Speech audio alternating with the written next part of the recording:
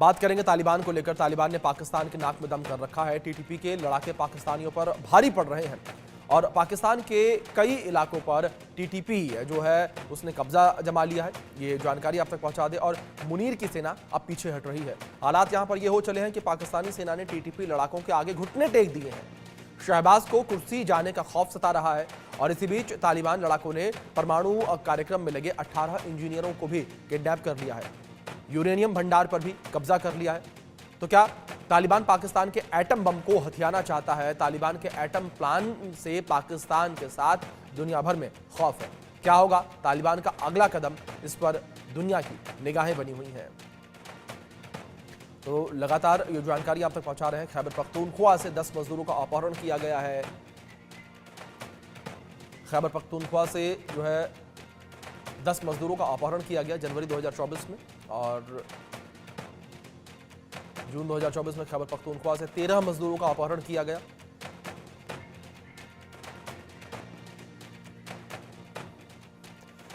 इसी विषय पर बातचीत करने के लिए दो खास मेहमान हमारे साथ जुड़े हैं। उनका परिचय आपसे करवा देते हैं। Group captain retired UK Devnath ji हमारे साथ जुड़े हैं डिफेंस एक्सपर्ट के तौर पर, और रिटायर्ड मेजर जनरल अनुज माथुर जी डिफेंस एक्सपर्ट के तौर पर हमारे साथ जुड़े हैं।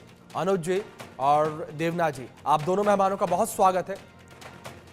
और चर्चा की शुरुआत जो है मैं देवनाथ जी आपसे ही करना चाहूंगा। जिस तरीके से लगातार दोनों देशों के बीच ये गतिरोध देखने को मिल रहा है और बात अगर टीटीपी के लड़ाकों को लेकर की जाए तो लगातार ये कहा जा रहा है कि टीटीपी के लड़ाके इतने खूंखार हैं और इतने ज्यादा वो ट्रेंड हैं कि मिलिट्री के अच्छे अच्छे अफसर्स को घुटने टेकने पर मजबूर कर देते हैं। और यही देखने को मिल रहा है जिस तरीके से पाकिस्तानी सेना पीछे हटती नजर आ रही है। देवनाथ जी। जी हाँ, टीडीपी के जो लड़ाके हैं बहुत ही हाईली मोटिवेटेड हैं। सबसे बड़ी बात है कि उन्हें लग रहा है कि वो एक खास मकसद के लिए लड़ रहे हैं। यानी उनको लगता है कि पाकिस्तान में जो एक मजहबी सरकार बनानी चाहिए जो कि इस्लाम के शरीयत के हिसाब से चलेगी, उसको लागू करना है। तो इन लड़ाकों में एक जज्बा है।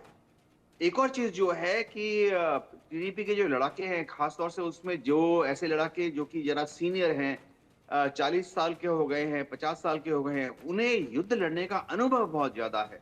उन्होंने रशियन फौजों के खिलाफ तालिबान के साथ उन्होंने लड़ा था अफगानिस्तान में, अमेरिकन फौजों के खिलाफ उन्होंने लड़ा था अफगानिस्तान में।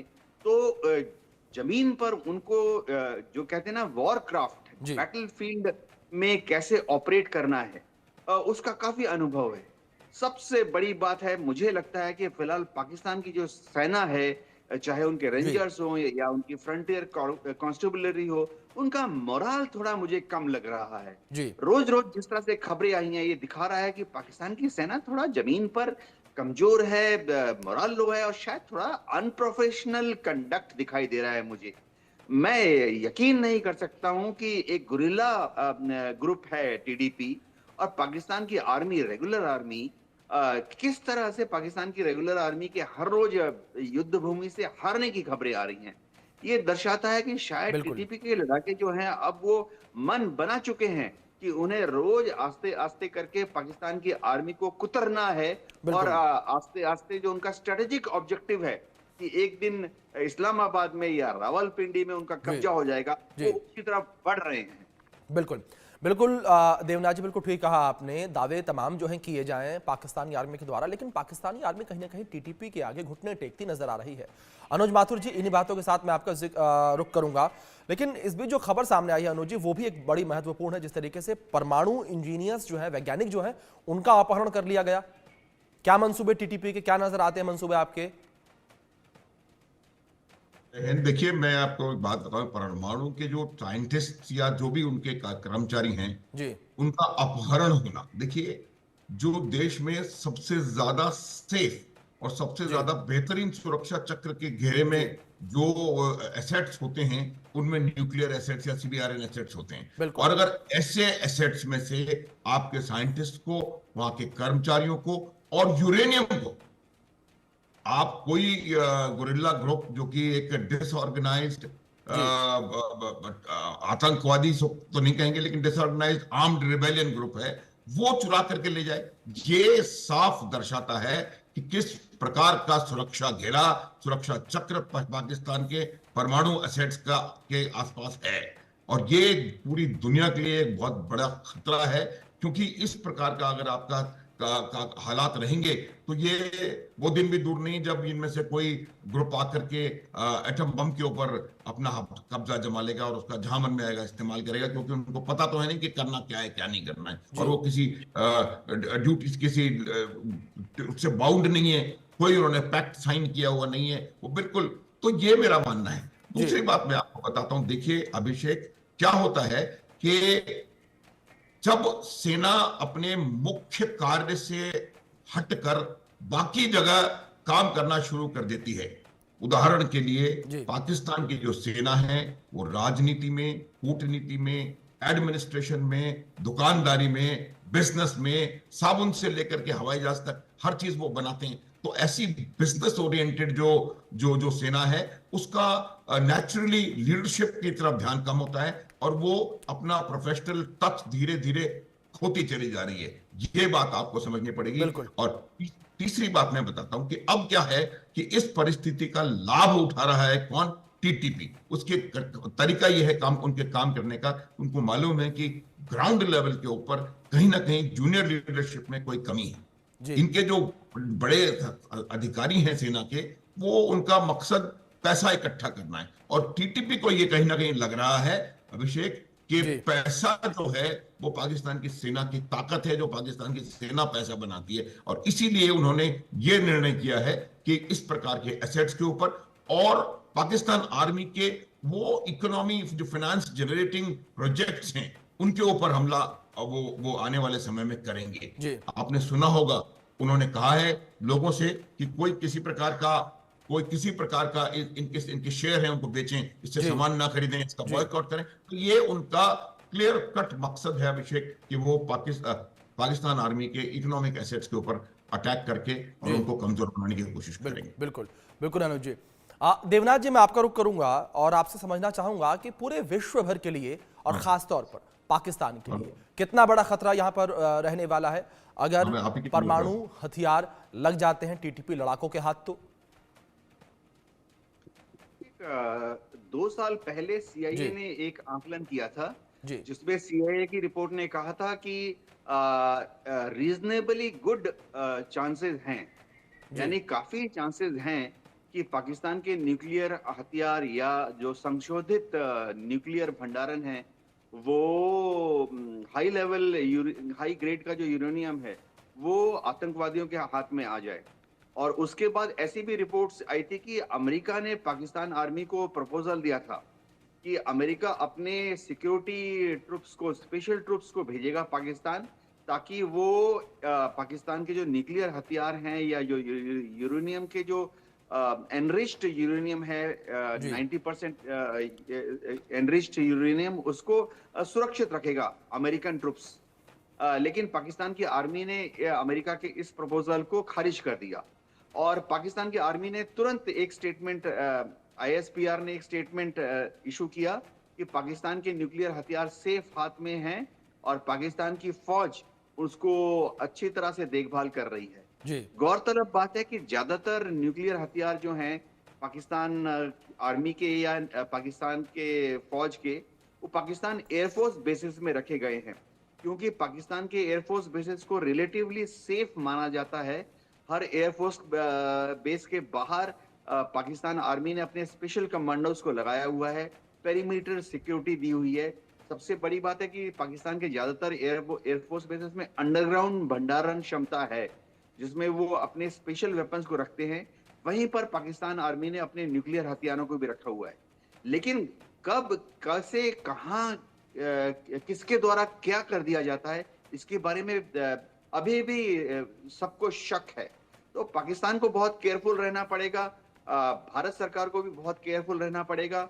अगर ये हथियार आतंकवादियों के हाथ में आ जाते हैं तो ये आतंकवादी जाहिर बात है किसके खिलाफ इसको इस्तेमाल करेंगे। जाहिर बात है कि उनका सबसे बड़ा टारगेट तो भारत ही होगा। ऐसे में भारत सरकार को भी उचित कदम लेने पड़ेंगे इस मेनास को कंट्रोल में लेने के लिए। जी जाहिर तौर पर अनुज जी, दूसरी ओर ये बड़ा सवाल है कि शहबाज सरकार जो है वो क्या करेगी। ये एक बड़ा सवाल अनुज जी नजर आ रहा है, क्योंकि शहबाज सरकार जो है वो भी कहीं ना कहीं अब लाचार से नजर आने लगी है। अनुज जी।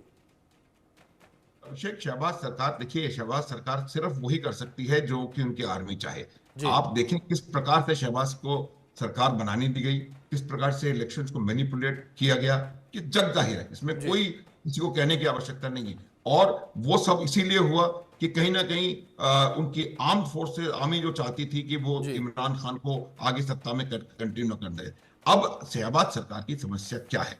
देखिए क्या हो रहा है, जो मेरा मानना है वो ये है कि जो टीटीपी है और जो वहां के लोग हैं जो टीटीपी से सहानुभूति रखते हैं, वो लोग पूरे आर्म्ड फोर्सेस में, चाहे वो रेंजर्स हो या आर्मी हो या कहीं, उसमें कहीं ना कहीं इन्फिल्ट्रेट ऑलरेडी कर चुके हैं। इतनी आसानी से आप इस प्रकार का काम कर नहीं सकते कि चौकियां पे कब्जा हो रहा है और यहाँ तो ये कहीं ना कहीं उनको भी मालूम है कि ये इंफॉर्मेशन एक्सफिल्ट्रेट हो रही है, बात लोगों को पता पड़ रही है, और शायद उसी की वजह से आज परिस्थिति ये है कि टीटीपी लगभग रावलपिंडी और इस्लामाबाद तक पहुंच चुका है। शहबाज सरकार के लिए एक बहुत मुश्किल समय है, लेकिन ये बात आप मान लें कि उनको भी पता है कि ये वही लोग हैं जिनको कि उन्होंने तैयार किया है। ये परवेज मुशर्रफ ने कई वर्ष पहले ये बात कही थी कि ये हमने एक रिलीजियस मिलिटेंसी ग्रुप अफगानिस्तान में युद्ध करने के लिए तैयार कर रहा है जी। और उन्होंने कहा था कि ओसामा बिन लादेन, हक्कानी, ये मेरे हीरो हैं, पाकिस्तान के हीरो हैं। तो जो राष्ट्र पाकिस्तान के जो टेररिस्ट को, जो हाईएस्ट लेवल टेररिस्ट हैं, ओसामा बिन लादेन से बड़ा कोई टेररिस्ट मुझे लगता नहीं कि अमेरिका के चैप्टर में कहीं रहा होगा, उनको जब आप अपने देश का हीरो बोलते हैं तो ये बात निश्चित है कि कहीं ना कहीं वो आपको एक आने वाला समय बताएगा कि वो वहां पर आपको तकलीफ देना शुरू करें, और वो टाइम आ गया है। आप देखेंगे बलोचिस्तान में, खैबर पख्तूनख्वा में और आजाद कश्मीर जिसको ये बोलते हैं, जो कि हमारा कश्मीर है, उनके कब्जे में, उस पर भी आपको इस प्रकार का असर होता हुआ नजर आएगा। बिल्कुल बिल्कुल।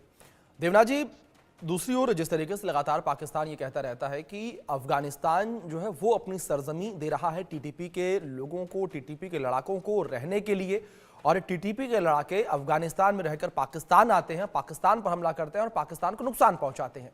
ऐसे में जो ठनाठनी है वो अफगानिस्तान पाकिस्तान के बीच भी देखने को मिल रही है। क्या देवनाथ जी वजह यही है या फिर वजह कोई दूसरी है? मेरा कहने का अर्थ यह है, मैं उस ओर इशारा कर रहा हूं कि जो भारत और अफगानिस्तान की नजदीकियां बढ़ रही हैं, क्या उससे इस वक्त दिक्कत हो रही है पाकिस्तान को? पाकिस्तान को लगता है कि वो जीता हुआ मैच हार गया। जब 15 अगस्त 2021 में तालिबान ने अमेरिका को अफगानिस्तान से भगा दिया, उस वक्त आईएसआई के चीफ तुरंत एक हेलीकॉप्टर में बैठकर खुशी के मारे नाचते नाचते पहुंच गए काबुल जी। वो अपने साथ हक्कानी नेटवर्क के जो लीडरशिप थे उनको भी लेके गए। उनको ये लग रहा था पाकिस्तान को कि अब काबुल में वो ऐसी सरकार बनाएंगे जो कि उनकी पिट्ठू सरकार होगी जी। लेकिन 48 घंटे के अंदर ही तालिबान ने ये साबित कर दिया कि वह पाकिस्तान से डिक्टेशन नहीं लेंगे और वह वही करेंगे, अपनी मर्जी से अपनी सरकार बनाएंगे। इसके बाद से जो हुआ वो तो और भी हैरत अंदाज करने वाली बात है। आस्ते आस्ते पाकिस्तान के बीच में और अफगानिस्तान की तालिबान के सरकार के बीच में संबंध एकदम खराब हो गए। हाँ, भारत सरकार ने पिछले 2 साल से, पिछले 1 साल से इसका भरपूर फायदा उठाया है। पर्दे के पीछे भारत सरकार ने अफगानिस्तान सरकार के साथ लिंक बना लिए हैं। अभी बॉम्बे की जो अफगान कॉन्सुलेट है पूरी तरह से काम कर रही है। चाणक्यपुरी दिल्ली में भी जो उनकी एम्बेसी है वो आस्ते आस्ते फिर से काम करना शुरू कर रही है। थोड़ा अभी स्पीड पकड़ेगी। सबसे बड़ी बात है कि दुबई में अभी हमारे विदेश सचिव विक्रम मिस्री की और अफगानिस्तान के जो तालिबान सरकार के जो विदेश मंत्री हैं उनके बीच में जो बात हुई, उसके बाद दोनों पक्षों ने एक बहुत सारी अंडरस्टैंडिंग हो गई है। सबसे बड़ी अंडरस्टैंडिंग जो है वो हुई है कि अफगानिस्तान की सरकार ने वादा किया है कि वहां पर जो हिंदू मंदिर थे या सिख गुरुद्वारे थे जिनको क्षतिग्रस्त किया गया था, उनको अफगानिस्तान की सरकार अपने पैसे पर ठीक करवाएगी। एक और चीज अंडरस्टैंडिंग जो हो गई है अफगानिस्तान के साथ कि जो हिंदू भाई या सिख भाई अफगानिस्तान से काबुल छोड़कर, कंधार छोड़कर, हेरात छोड़कर भारत में आ गए थे मजबूरी में, अगर वो अफगानिस्तान जाते हैं तो उनको उनकी घर, उनकी दुकान, उनकी प्रॉपर्टी, उनका बिजनेस फिर से वापस किया जाएगा। हाँ, इसी के साथ ये भी तय किया गया है कि भारत ने अफगानिस्तान में जो $3 बिलियन खर्च करके 15 अलग अलग इंफ्रास्ट्रक्चर प्रोजेक्ट्स शुरू किए थे, उन सब प्रोजेक्ट्स को भारत अब कंप्लीट करेगा। पाकिस्तान में हैरान है, परेशान है हिंदुस्तान की अफगानिस्तान की इन बढ़ती नजदीकियों से। उनको समझ नहीं आ रहा कि कैसे इस नजदीकियों को सैबोटेज किया जाए। जी अभिषेक। जी बिल्कुल अनुज जी, दूसरी ओर जिस तरीके से लगातार पाकिस्तान की जो सरकार है उसने अफगानिस्तान की तालिबानी सरकार से इस बात का जिक्र किया कि अफगानिस्तान की तालिबानी सरकार टीटीपी के लड़ाकों पर कार्रवाई करे, लेकिन दूसरी ओर जिस तरीके से अभी देवनाथ जी ने भी जिक्र किया कि तालिबानी सरकार ने क्लियर कर दिया है कि जो पिट्ठू सरकार की सोच पाकिस्तान सरकार सोच रही थी तालिबान को, और ये सोच रही थी पाकिस्तानी सरकार की तालिबान की सरकार अब पाकिस्तान की मदद करेगी और जो काबुल की धरती है उसका उपयोग आतंकवाद के लिए करने देगी। ये भी एक बड़ा पॉइंट। अभिषेक देखिए, मैं आपको एक बात बिल्कुल साफ तौर, पहले तो मैं एक चीज जो देवनाथ सर ने बोली थी उसमें ऐड करना चाहता हूं। बिल्कुल, हमें एक बात को नहीं नजरअंदाज करना चाहिए। भारत और अफगानिस्तान के रिश्ते सालों पुराने हैं, सदियों पुराने हैं। जी। पाकिस्तान के जन्म से पहले भारत अफगानिस्तान के बीच में रिश्ते रहे हैं। तो अगर पाकिस्तान की हुकूमत को ये कहीं लग रहा है कि हमारी नजदीकियां उनकी वजह से बढ़ रही हैं या हम इस उनके एक छोटे से चीज का लाभ उठाने का प्रयास कर रहे हैं, आते हैं कि उनके दिमाग की ये बहुत गलत सोच है। और हमारे रिश्ते सदैव से बहुत मजबूत रहे हैं। पाकिस्तान के जो लोग हैं, मेरा पर्सनल एक्सपीरियंस है अभिषेक, पाकिस्तान के लोग भारत के लोगों को बहुत पसंद करते हैं। और वो पाकिस्तान के, तो जिस अफगान लोकल लोग अगर आपको पसंद करते हैं तो मेरे ख्याल से उससे बढ़िया रिलेशनशिप हो नहीं सकती। अब जहां तक सवाल इनको कर्टेल करने का है, वो उन्होंने साफ कर दिया है कि भाई ये जो बनाए हुए हैं ये आपके बनाए हुए हैं, इनके ऑपरेटिंग बेसिस अफगानिस्तान में होने की आवश्यकता नहीं है। उनके ऑपरेटिंग बेसिस पाकिस्तान में ही है, बलूचिस्तान में है, खैबर पख्तूनख्वा में है। उनको मदद वहां से मिल रही है। ये लोकल पाकिस्तानी अपराइजिंग, पाकिस्तान का लोकल टेररिज्म है। और यही मैं थोड़ी देर पहले भी बता रहा था कि अब ये जो है आपस में आप हाथ मिलाते देखेंगे और देख रहे हैं बलोच लिबरेशन आर्मी, ये टीटीपी और कई जो छोटे मोटे ऑर्गेनाइजेशन हैं, वो जो आवाज पीओके में उठ रही है, वो गिलगिट बाल्टिस्तान में आपने देखा किस प्रकार से प्रदर्शन हो रहे हैं लगातार पाकिस्तान और पाकिस्तान सरकार के खिलाफ। तो ये मुझे लगता है चारों तरफ से पाकिस्तान कहीं ना कहीं घिरने वाला है आने वाले समय में। और उनकी सिक्योरिटी की स्थिति जो है वो हमारे को सबको साफ नजर आ रही है। तो ये उन्होंने साफ कर दिया है अफगान सरकार ने कि भाई आप इनको अपने आप कंट्रोल करें, हम नहीं कोई अपने जगह का कोई प्रयोग इनको नहीं करने दे रहे हैं। देखिए, सबसे बड़ा एसेट इन अफगान या पठान लड़ाकों का वो ये होता है कि वो अपनी टेरेन, जिस जगह पर उनको ऑपरेट करना है, उसके ज्ञान उनका जबरदस्त है, उसके वो मास्टर हैं। और उस टेरेन में सिर्फ वही आदमी सफलतापूर्वक लड़ाई लड़ सकता है जो कि टेरेन को अच्छी तरह से इस्तेमाल कर सके। और मुझे लगता नहीं है कि अफगान लड़ाकों से बेहतर, टीटीपी के लड़ाकों से बेहतर उस टेरेन का इस्तेमाल करना कोई जानता है। पाकिस्तान आर्मी का एक थोड़ा सा सेटबैक या थोड़ा सा मैं कहूंगा वल्नरेबिलिटी या हैंडीकैप है कि वो उतने एक्सपर्ट उस इलाके में लड़ाई करने के लिए नहीं है। और इसी बात का लाभ उठा करके टीटीपी के लड़ाके लगभग बहुत अच्छी फ्रीक्वेंसी से पाकिस्तान की सिक्योरिटी फोर्सेस पर लगातार हमले कर रहे हैं और सफलता से कर रहे हैं। अभिषेक जी, देवनाथ जी, जो बातचीत का थोड़ा बहुत विकल्प बचा हुआ था पाकिस्तान अफगानिस्तान के बीच, क्या लगता है आपको बातचीत का विकल्प अब बिल्कुल खत्म हो चुका है? क्योंकि जिस तरीके से पाकिस्तान ने अफगानिस्तान के ऊपर एयर स्ट्राइक की थी, उस एयर स्ट्राइक में जो आम शहरवासी थे वो भी मारे गए थे, जिसका जिक्र अफगानिस्तान ने भी खुले मंच पर किया था और इस हमले की निंदा भी की थी। क्या इस हमले के बाद से अफगानिस्तान ने पाकिस्तान के लिए अपने सारे रास्ते बंद कर दिए हैं? और उसके बाद देखने को मिला कि भारत और अफगानिस्तान यानी कि तालिबानी सरकार की एक मुलाकात होती है। उस मुलाकात में कहा जाता है कि भारत अफगानिस्तान की सहायता करेगा। अफगानिस्तान में जो कई सारे चीज़ें हैं विकास के लिए, चाहे वो लोगों तक बेहतर खाना पहुंचाने की बात हो, लोगों के लिए शेल्टर होम पहुंचाने की बात हो, इन तमाम चीज़ों के लिए भारत आर्थिक तौर पर मदद करेगा। इसमें कोई शक नहीं है कि पाकिस्तान और अफगानिस्तान के जो रिलेशंस हैं, स्ट्रेटेजिक तौर पर देखा जाए तो काफी लॉन्ग समय के लिए अब डैमेज हो गए हैं। पाकिस्तान ने सोचा था कि ये एयर स्ट्राइक करके शायद उसने कोई खास बदला ले लिया है, लेकिन ऐसा नहीं हुआ। हुआ जमीन पर ये कि उल्टा पड़ गया। डूरन लाइन के उस तरफ और डूरन लाइन के इस तरफ जो पख्तून आबादी है वो बहुत नाराज है पाकिस्तान से। इस एयर स्ट्राइक के बाद एक चीज तो जाहिर हो गई, प्रूव ही हो गया कि पाकिस्तान की फौज की जमीन पर पकड़ नहीं है। दूसरी बात है, पाकिस्तान ने जब ये एयर स्ट्राइक कर दी, यानी वो सोचते हैं कि उन्होंने अफगानिस्तान में घर में घुस के स्ट्राइक की, तो उन्होंने तो अपना सबसे बड़ा हथियार इस्तेमाल कर लिया। इसके बाद और क्या करेंगे?